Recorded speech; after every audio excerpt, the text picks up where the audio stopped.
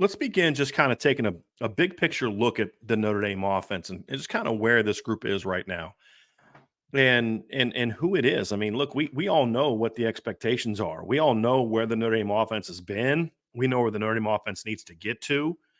We know the talent they have, but we also know the question marks that exist. I mean, this is an incredibly, in my opinion, an incredibly talented offensive football team. And it's not so much that there's a guy that you just look at and say, that's going to be a top 10 NFL draft pick next year. It's just really good talent everywhere. But at the same time, at every position group where I love the talent and the potential, there's also big question marks. So I have this sense that I think the Notre Dame offense is going to be pretty good. There are certain position groups that I have faith in, but it's a prediction. It's a projection. I wrote in an article today looking at the seven. I posted it this morning at irishbreakdown.com. If you're a member of the Champions Lounge, I have the text in there and you can read it there. But, I said, look, I have a lot of confidence the Notre Dame wide receivers, for example, are going to be really good in 2024. Okay, that's great. I can make my case. I can talk about the talent, the depth, and how this is good and that's good and this is better than it's been in the past. But the reality is, for those that have been listening to this show for the last 3 years, this is not the first time I've gone into a season thinking that the wide receiver core had a chance to be pretty good, and it hasn't developed that way. So even though the talent is there, it's show me mode. I think the young running backs are talented. Show me mode. I think Riley Leonard is talented. Show me mode. So that's really what this spring is about.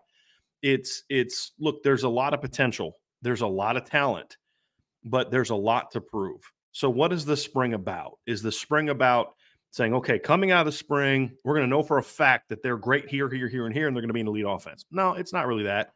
There's going to be some hope for that, but the spring is about learning and adapting, number one, and that's twofold. That's kind of going in two directions. It's going to be new coaches, Mike Denbrock and Mike Brown, for example, learning and adapting the current roster. It's going to be also about the returning coaches, getting to know the current roster a little bit better. Look, Joe Rudolph, for example, is going into year 2. There's an evolution there. There's an adaptation there because year 1 was what it was. There were some good things and some not so good things, but now you're replacing your 2 top tackles. You're replacing Zeke Correll, who was kind of your leader up the middle. There's, Rocco Spindler's hurt. He's probably not going to be in there in the spring. So it's going to be a very different group.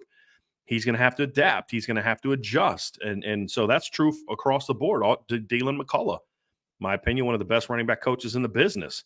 Got a lot of guys coming back, but what's this group going to look like without Audric Estime? So he has to adapt, right? Last year, Audric provided a certain level of leadership.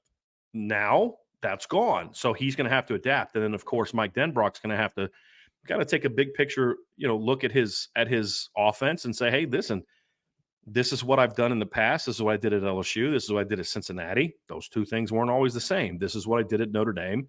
But this is what I need to do to make sure this group works and this group has what it takes to thrive. And so there's going to be a lot of adaptation from the coaching standpoint outward. There's also going to have to be some adaptation on the Notre Dame player side.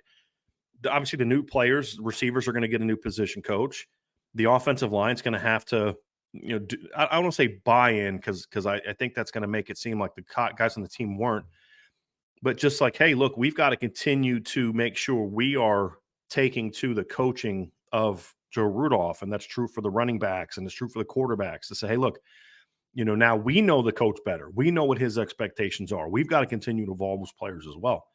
And then, of course, they're going to be learning a new offense. While I do expect Mike Denbrock to try to keep some things similar from a terminology standpoint, the philosophy is going to be different. How he goes about attacking teams is going to be different. The structure of the offense is going to be a lot different. And the players are going to have to learn that. You look at quarterback, for example, and you say, hey, look, Steve Angeli, he's got a leg up on these guys because of his time in the system. Well, guess what? That system's changed. Terminology being the same doesn't mean the system's the same. And so there's going to be things he's going to have to learn. And so when a new coach comes in and he's going to change more than there's going to be a lot more change from Jared Parker to Mike Denbrock than there was from Tommy Rees to Jared Parker. Because Jared Parker tried as best he could to keep things the same. He'd put his little spin on things. Mike Denbrock's going to have a lot more of a, hey, we're going to change expectations. We're going to change how we line up. We're going to change this emphasis. We're going to change that scheme. We're going to tweak this. We're going to completely outright overhaul that. So the players have to adapt as well. It's not always just the coaches that have to do the adapting. The players do as well. And this spring period is so important for that, because in the spring, you're getting into a situation where it's, look, if certain, like, there's certain parts of your football team that if they're not established by the end of spring, you're okay. You've taken steps towards it, and that's fine. That's expected. But there's other parts of your football team that if they're not established, or at least feel like you're going down that road of growth and coming together and learning and adapting and leadership emerging and all these type of things, if you don't feel like you're on pretty much way on your way to that by the end of spring, you get a little bit concerned. And so that's why this is such a very important period of time for the Notre Dame offense. You establish your identity in the spring. That's another part of where the spring is. If you wait till the fall to establish your identity, and identity is a lot of things. It's not just the scheme. Okay, we're going to be a team that runs the football.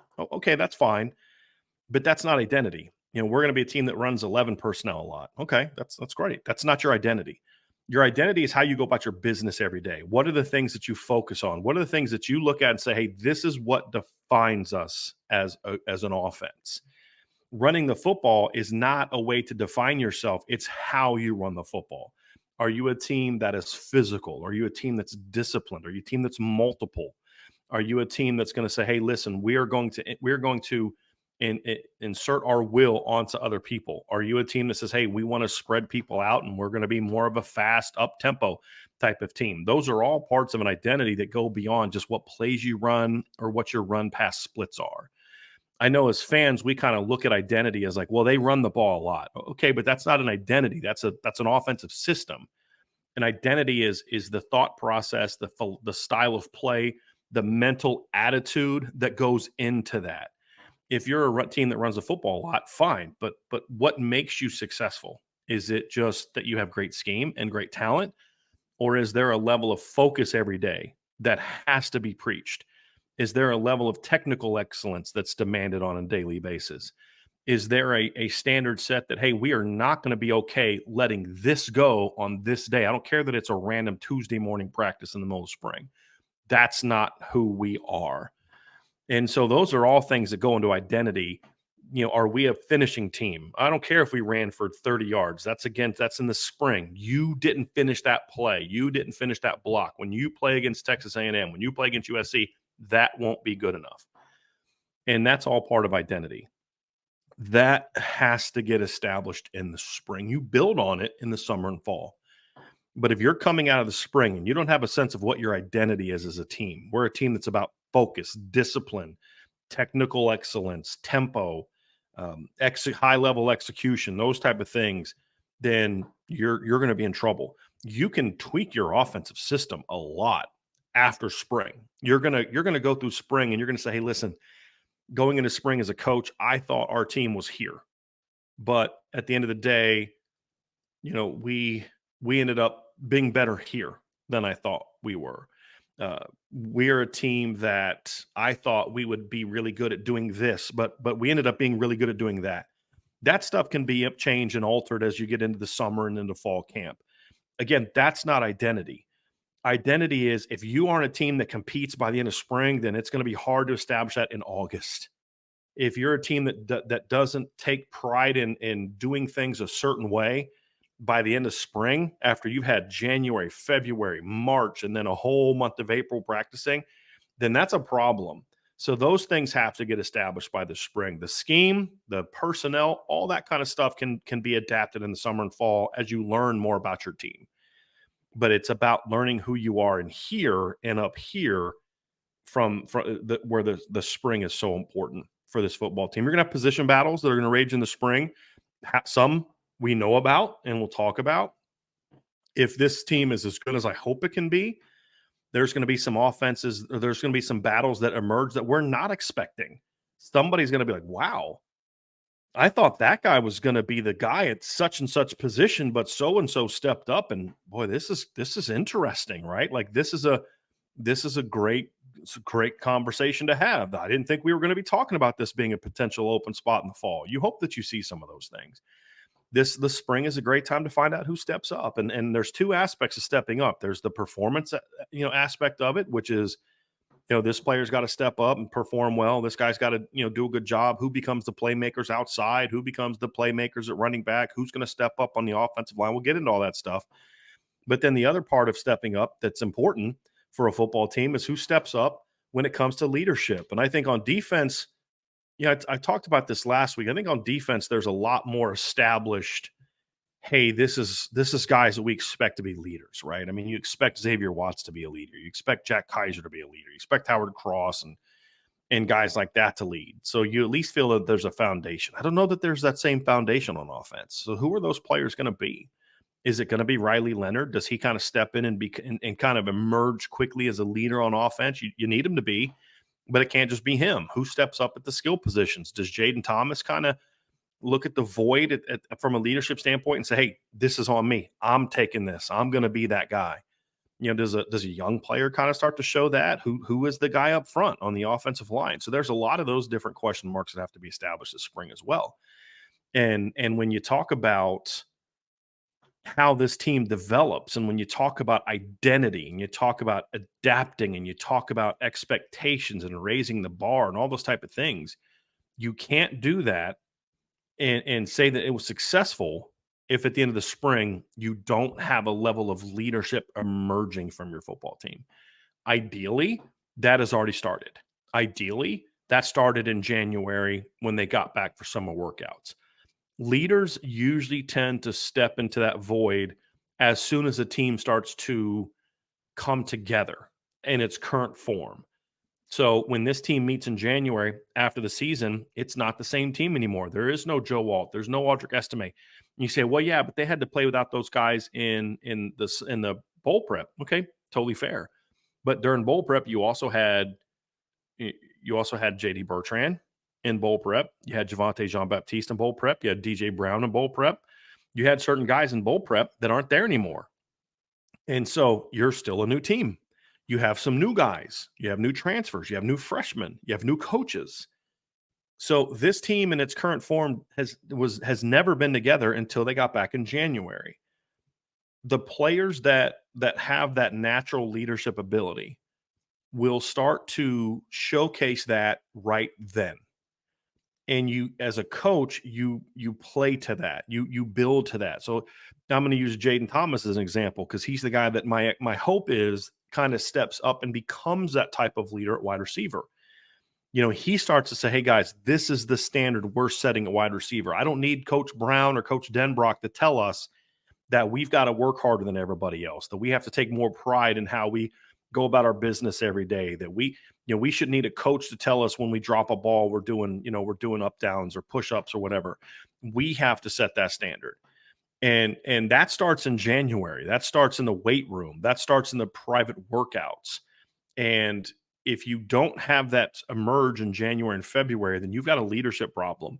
And then it's up to the coaches to say, okay, this guy stepped up and this guy stepped up, but that's not enough. We need somebody at this group and that group to step up, because leadership is kind of hierarchical, right? It's the coaching leadership. It's the captain leadership. There's the quarterback leadership, but there also needs to be leadership within each room.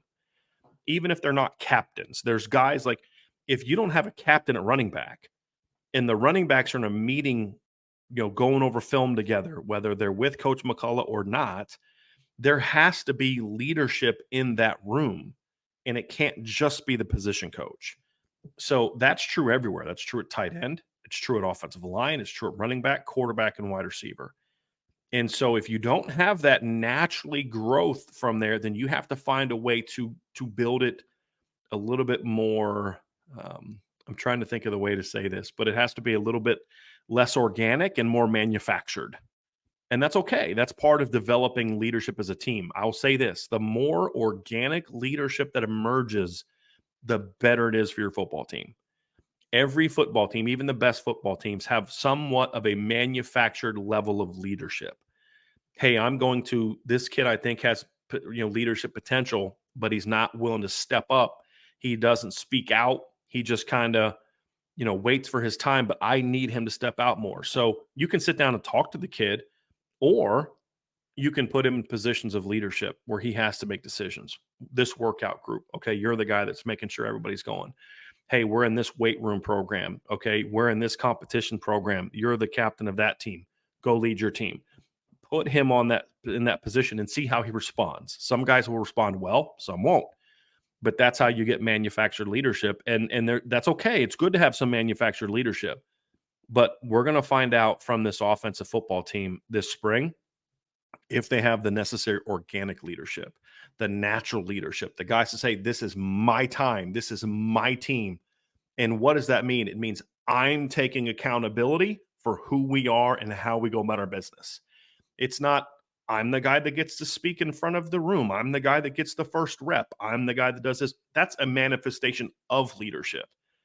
True leadership are players that, number one, set the standard, hold themselves accountable to that standard, and then hold the people around them accountable to that standard. And when your fourth receiver or ninth receiver doesn't live up to that standard, that's on you. And it can't just be, well, Coach Denbrock put it on me, and Coach Denbrock's blaming me, or Coach Brown's blaming me, or Coach Freeman's getting on me. It's got to come down to, this is on me. I've got to establish this. I've got to have that sense of pride. I've got to be the one that says, no, this isn't good enough. I don't need the position coach to tell me it's not good enough, because I already know it's not good enough. And that's what real leadership is. And we're going to find out this spring if Notre Dame has that. Because if they don't, then it could be a problem, because that's when you say, I don't know if this team necessarily has that deep drive for greatness if they don't have that. And that's something that we're going to learn. And that, combined with the identity and adaptation at the beginning, are the things that are going to define who you are. And that is going to have as much of an impact on how good this team is as any position battle, scheme implementation, personnel grouping that they're going to define. Now, we're going to talk a lot about the personnel, a lot about it, but it was very important that we establish that foundation first, because that's what the football team needs to do. They have to establish that foundation. So that's really the overview of the spring for the offense. We're going to dive into more specific, detailed stuff next. But before we do, folks, I know we got rocking and rolling here about 20 minutes ago. We got lots more to talk about today. But do me a favor before we move into part 2 of today's show. Hit that like button, hit the subscribe button, hit the notification bell, share this podcast, give us a 5-star review. And before we start the next section, you're going to have time to quickly go to boards.irishbreakdown.com, sign up. We had a huge intel piece that we dropped together yesterday. The IB staff has been kind of really grinding on this the last couple of weeks with myself and Ryan and Sean. And we put a piece out with a lot of really good intel yesterday. So you're not going to want to miss that at all. I promise you. It's a lot of good stuff. A lot of good stuff that you're going to definitely want to check out. So definitely check that out at boards.irishbreakdown.com.